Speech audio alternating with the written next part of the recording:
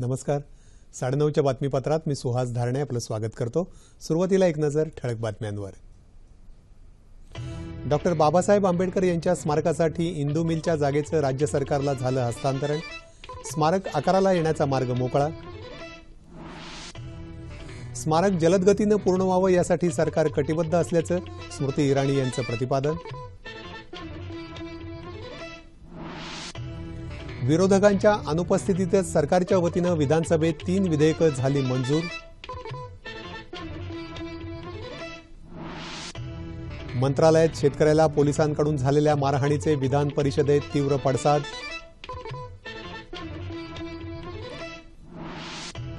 सागरमाला योजनेअंतर्गत रत्नागिरी जिल्ह्यातलं जयगड बंदर होणार विकसित. बंदराच्या लोकार्पण सोहळ्यात मुख्यमंत्र्यांनी केला विश्वास व्यक्त. रोकडरहित रेल्वे स्थानक म्हणून पहिल्या 10त राज्यातल्या 2 स्थानकांचा समावेश. औरंगाबादनं पटकावला पहिला मान, तर पाठोपाठ नांदेडचा क्रमांक.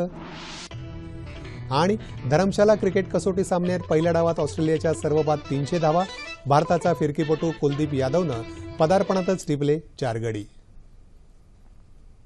आणि आता सविस्तर वृत्त.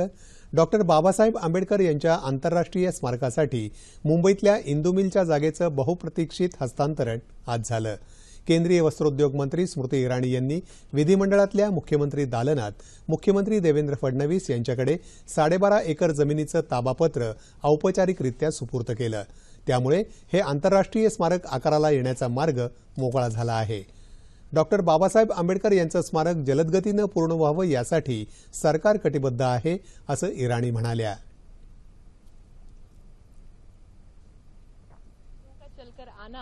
और इंदू मिल की कारगिजी कार्रवाई को पूरा करना, महाराष्ट्र के मुख्यमंत्री को पूरा का पूरा पोजेशन सर्टिफिकेट देना अपने आप में इस बात का शुभ संकेत है. भारत सरकार महाराष्ट्र की जनता की इच्छाओं की पूर्ति में अपने आप को समर्पित कर चुकी है. जिस प्रकार से महाराष्ट्र के सभी अफसरों ने गतिपूर्ण काम किया है, तो स्पीड ऑफ गवर्नेंस का भी एक सुनहरा एग्जाम्पल है.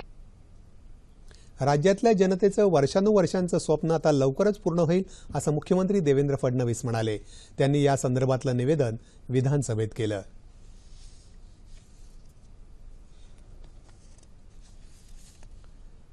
केंद्रीय वस्त्रोद्योग मंत्री श्रीमती स्मृती इराणी आणि राज्यमंत्री रामदासजी आठवले यांच्या उपस्थितीत राष्ट्रीय वस्त्रोद्योग महामंडळाकडून जागा हस्तांतरणाची औपचारिक ताबा पावती राज्य शासनाला देण्यात आली आहे. राष्ट्रीय वस्त्रोद्योग मंडळास टीडीआर देण्यात आला आहे. अभिलेखामध्ये महाराष्ट्र शासनाचे नाव दाखल करण्यात आलेले आहे. आता निविदा प्रक्रिया सत्वर पूर्ण करून स्मारकाचे काम तातडीनं सुरू करण्यात येईल.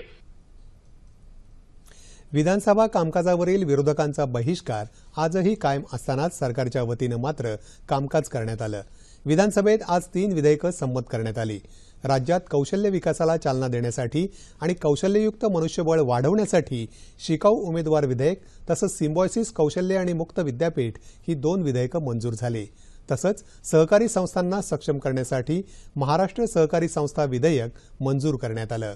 गृहनिर्माण सहकारी संस्थांसाठी स्वतंत्र प्राधिकरण निर्मितीचा विचार असून पुढल्या अधिवेशनात त्याबाबतचं विधेयक मांडण्यात येईल, असं सहकार मंत्री सुभाष देशमुख यांनी यावेळी सांगितलं. विधेयकं मंजूर झाल्यानंतर कामकाज दिवसभरासाठी तहकूब झालं, असं आमच्या प्रतिनिधी सरस्वती कोवळेकर यांनी दिलेल्या बातमीत म्हटलं आहे. तत्पूर्वी राज्यातले 20,000 किलोमीटर अंतराचे जिल्हा आणि राज्यमार्ग तसंच 22,000 किलोमीटरचे राष्ट्रीय महामार्ग या सर्वांची कामं मे 2018 पर्यंत पूर्ण करण्यात येतील.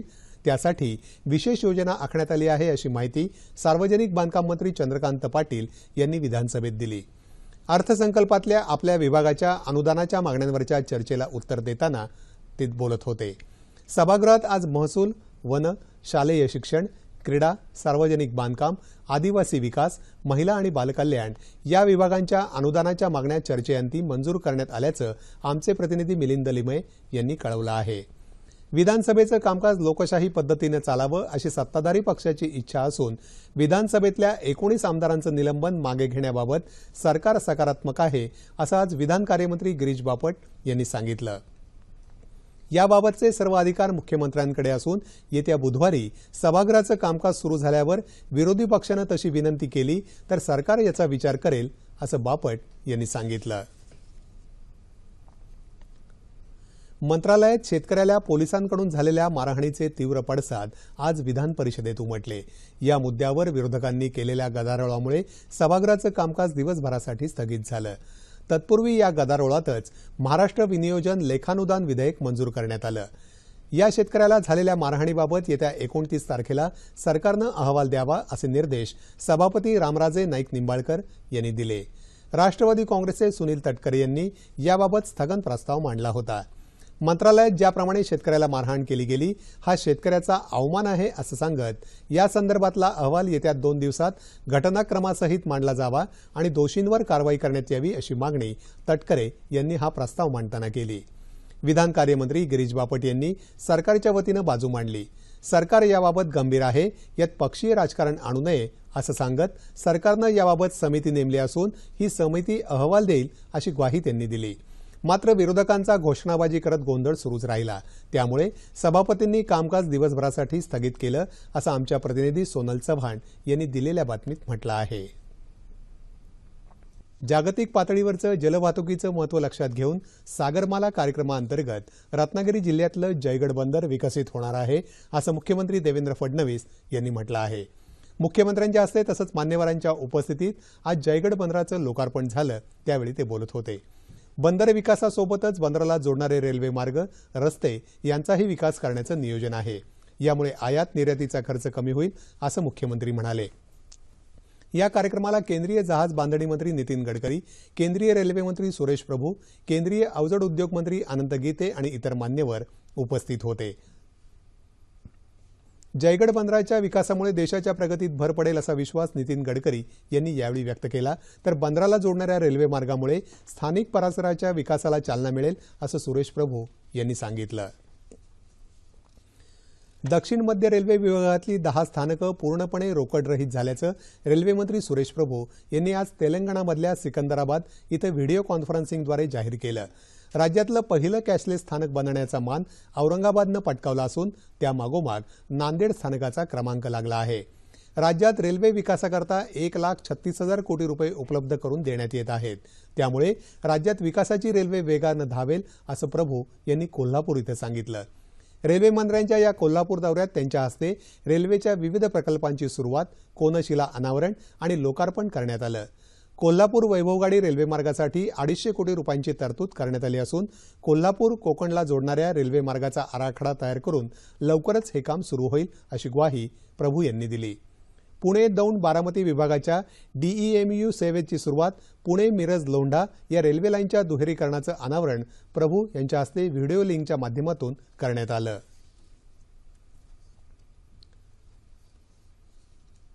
समाजाचा अविभाज्य घटक असणाऱ्या व्यक्तींवर अलीकडच्या काळात मोठ्या प्रमाणात हल्ल्यांमध्ये वाढ झाली आहे। या अन्यायाविरुद्ध कठोर उपाययोजना व्हावी या मागणीसाठी आज वाशिम इथं बहुजन क्रांती मोर्चा काढण्यात आला। अनुसूचित जाती जमातीच्या विविध संघटनांसह 12 बलुतेदारांच्या सामाजिक संघटना या मोर्चात सहभागी झाल्या होत्या।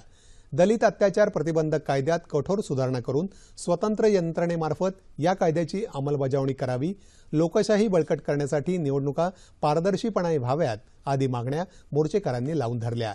EVM मशीन घोटाळ्याची पडताळणी व्हावी, तसंच लोकशाहीचा हक्क अबाधित राहण्यासाठी संविधानाचं रक्षण व्हावं या मागणीसाठी बुलडाणा जिल्ह्यात खामगाव इथं आज बहुजन क्रांती मोर्चा काढण्यात आला।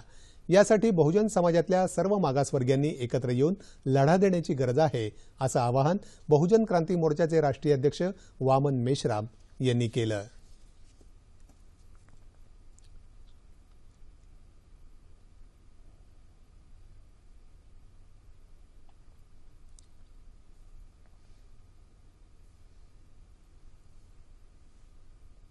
उजनी धरणातलं पाणी दक्षिण सोलापूर तालुक्यातील हेळली बंधाऱ्यापर्यंत सोडण्याच्या मागणीसाठी भीमा नदीकाठच्या शेतकऱ्यांनी सोलापूर विजापूर राष्ट्रीय महामार्गावर आज रास्ता रोको आंदोलन केलं।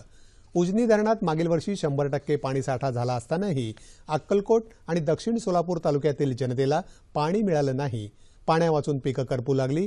नदीकाठच्या लोकांना पाण्यासाठी भटकंती करावी लागत असल्यानं हा रोष प्रकट करण्यासाठी सोलापूर ग्रामीण पाणी संघर्ष समितीनं हे रास्ता रोको आंदोलन केलं। जिल्हा प्रशासनानं तातडीनं या बाबींकडे लक्ष देऊन पाण्याचं दुर्भिक्ष संपवावं अशी मागणी आंदोलनकर्त्यांनी केली। या आंदोलनामुळे राष्ट्रीय महामार्गावरील वाहतूक बराच काळ खोळंबली होती। राज्यातल्या पहिल्या पोस्ट ऑफिस पारपत्र सेवा केंद्राचं उद्घाटन आज कोल्हापुरात भारताच्या परराष्ट्र व्यवहार खात्याचे ज्येष्ठ अधिकारी डॉक्टर ज्ञानेश्वर मुळे आणि शाहू महाराज यांच्या हस्ते झालं। यावेळी खासदार राजू शेट्टी, खासदार धनंजय महाडिक, छत्रपती संभाजीराजे, महापौर हसीना फराज आणि इतर अधिकारी उपस्थित होते। कोल्हापूरसह राज्यातल्या 8 जिल्ह्यांमध्ये एकाच वेळी अशी कार्यालये सुरू करण्यात येत आहेत। कोल्हापूरजवळ या पारपत्र कार्यालयाचा 6 जिल्ह्यातल्या लोकांना लाभ मिळणार असून पहिल्या टप्प्यात पुणे, सातारा, सांगली, अहमदनगर या जिल्ह्यांचा समावेश आहे। राज्यातल्या प्रत्येक जिल्ह्यात पारपत्र कार्यालय होण्यासाठी प्रयत्न सुरू असल्याचं डॉक्टर ज्ञानेश्वर मुळे यांनी यावेळी सांगितलं। तलाक ही धार्मिक समस्या नसून सामाजिक समस्या आहे असं भाजपाच्या अल्पसंख्याक आघाडीच्या राष्ट्रीय सरचिटणीस डॉक्टर नहिदा शेख यांनी आज सांगितलं। लातूर महानगरपालिका निवडणुकीनिमित्त आयोजित महिला मेळाव्यात त्या बोलत होत्या। 3 वेळा तलाक देण्याच्या पद्धतीला भाजपानं विरोध दर्शवला असून या मुद्द्यावर मुस्लिम महिला भाजपासोबत आहेत असं त्यांनी सांगितलं। शिक्षण, सुरक्षा, स्वावलंबन आणि स्वास्थ्य हे 4 मुद्दे मुस्लिम विकासासाठी फार महत्त्वाचे आहेत असं त्या म्हणाल्या। भाजपा प्रदेश महिला मोर्चाच्या अध्यक्ष ॲडव्होकेट माधवी नाईक यांनीही मेळाव्यात मार्गदर्शन केलं। दहशतवादाच्या समस्येनं संपूर्ण जगाला ग्रासलं आहे, त्यावर मात करण्यासाठी सर्व देशांकडून एकत्रित प्रयत्नांची गरज आहे असा सूर आंतरराष्ट्रीय न्यायिक पुरस्कार वितरण समारंभात आज उमटला। International council of jurist, all India bar association आणि इंडियन कौन्सिल ऑफ ज्युरिस्टच्या वतीनं आज मुंबईत सह्याद्री अतिथीगृहात आंतरराष्ट्रीय न्यायिक पुरस्कार प्रदान सोहळा संपन्न झाला। माजी राष्ट्रपती प्रतिभा पाटील आणि श्रीलंकेचे मुख्य न्यायाधीश श्री प्रायसाद दीप यांच्या हस्ते पुरस्कार वितरण झालं। अनेक देशातल्या मान्यवर कायदेतज्ञांचा सहभाग असलेल्या या परिषदेत महिला सक्षमीकरणाच्या कार्याबद्दल महाराष्ट्र राज्य महिला आयोगाच्या अध्यक्षा विजया रहाटकर यांना राष्ट्रीय कायदा दिन पुरस्कारानं गौरवण्यात आलं। यावेळी माजी सरन्यायाधीश के.जी. बालकृष्णन, न्यायाधीश ज्ञानसुधा मिश्र, विनोद पोद्दार, न्यायाधीश M.Y. इक्बाल, न्यायमूर्ती नरसिंह रेड्डी, ओमानचे कायदामंत्री डॉक्टर अब्दुल्ला बिन मोहम्मद बिन सईद अल सईदी इत्यादी मान्यवर उपस्थित होते। भारतीय कम्युनिस्ट पक्षाचे संस्थापक आणि कम्युनिस्ट कामगार चळवळीचे भीष्माचार्य कॉम्रेड श्रीपाद अमृत डांगे यांच्या जीवनावर आधारित S.A. डांगे एक इतिहास या चरित्र ग्रंथाचं प्रकाशन आज मुंबईत दादर इथं झालं। हे पुस्तक डांगे यांच्या कन्या रोझा देशपांडे यांनी लिहिलं आहे। या कार्यक्रमाला राष्ट्रवादी काँग्रेसचे अध्यक्ष शरद पवार, माजी मुख्यमंत्री सुशीलकुमार शिंदे, शिवसेनेचे पक्षप्रमुख उद्धव ठाकरे, भाजपाचे मुंबई शहर अध्यक्ष आशिष शेलार आणि इतर मान्यवर उपस्थित होते। कॉम्रेड डांगे हे गोरगरीब कामगार आणि शेतकऱ्यांचे प्रभावशाली नेते होते अशा शब्दात शरद पवार यांनी आपलं मनोगत व्यक्त केलं। तर डांगे आणि शिवसेनेत वैचारिक मतभेद असले तरी व्यक्तिगत शत्रुत्व नव्हतं, त्यांच्या वक्तृत्वात दगडांना घडवण्याचं सामर्थ्य होतं असं उद्धव ठाकरे यांनी सांगितलं। डांगे यांचं व्यक्तिमत्व मूर्ती लहान पण कीर्ती महान असं होतं।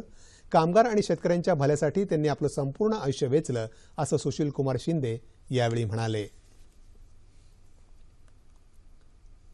मन की बात या कार्यक्रमातून पंतप्रधान नरेंद्र मोदी उद्या देशवासियांशी संवाद साधणार आहेत।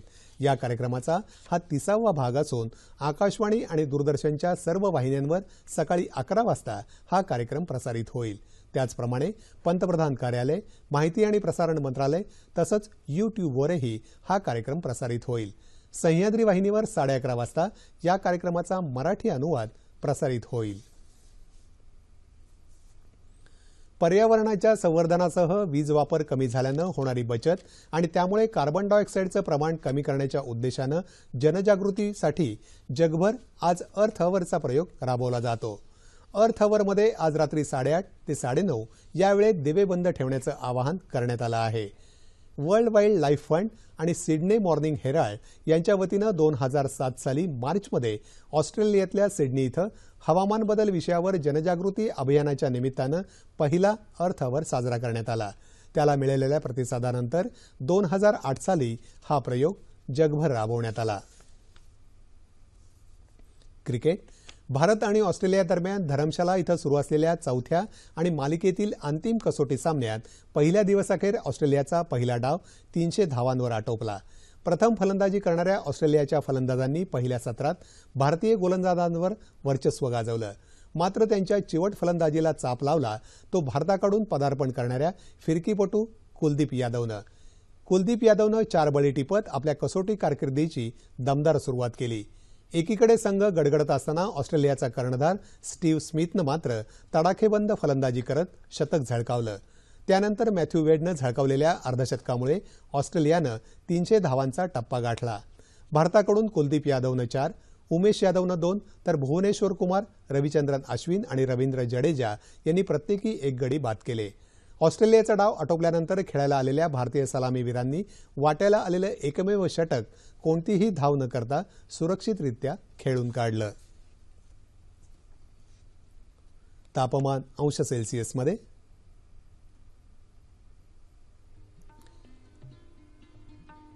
मुंबई कमाल 35, किमान 21. नागपूर 42 आणि 21. पुणे 38 आणि 20. औरंगाबाद 39 आणि 25. नाशिक 38 आणि 20. कोल्हापूर 38 आणि 24. रत्नागिरी 32 आणि 23. सोलापूर 41 आणि 26. आणि अमरावती कमाल 41 आणि किमान 24 अंश सेल्सिअस. ठळक बातम्या पुन्हा एकदा. डॉक्टर बाबासाहेब आंबेडकर यांच्या स्मारकासाठी इंदू मिलच्या जागेचं राज्य सरकारला झालं हस्तांतरण. स्मारक आकाराला येण्याचा मार्ग मोकळा. स्मारक जलदगतीनं पूर्ण व्हावं यासाठी सरकार कटिबद्ध असल्याचं स्मृती इराणी यांचं प्रतिपादन. विरोधकांच्या अनुपस्थितीतच सरकारच्या वतीनं विधानसभेत 3 विधेयकं झाली मंजूर.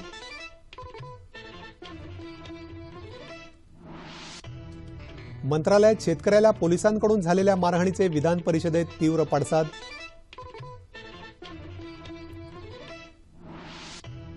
सागरमाला योजनेअंतर्गत रत्नागिरी जिल्ह्यातलं जयगड बंदर होणार विकसित. बंदराच्या लोकार्पण सोहळ्यात मुख्यमंत्र्यांनी केला विश्वास व्यक्त. रोकडरहित रेल्वे स्थानक म्हणून पहिल्या 10त राज्यातल्या 2 स्थानकांचा समावेश. औरंगाबादनं पटकावला पहिला मान तर पाठोपाठ नांदेडचा क्रमांक. आणि धरमशाला क्रिकेट कसोटी सामन्यात पहिल्या डावात ऑस्ट्रेलियाच्या सर्व बाद 300 धावा. भारताचा फिरकीपटू कुलदीप यादवनं पदार्पणातच टिपले 4 गडी. याबरोबरच हे बातमीपत्र संपलं. पुन्हा भेटूया उद्या सकाळी 8:30 वाजता आपल्या सह्याद्री वाहिनीवर. नमस्कार.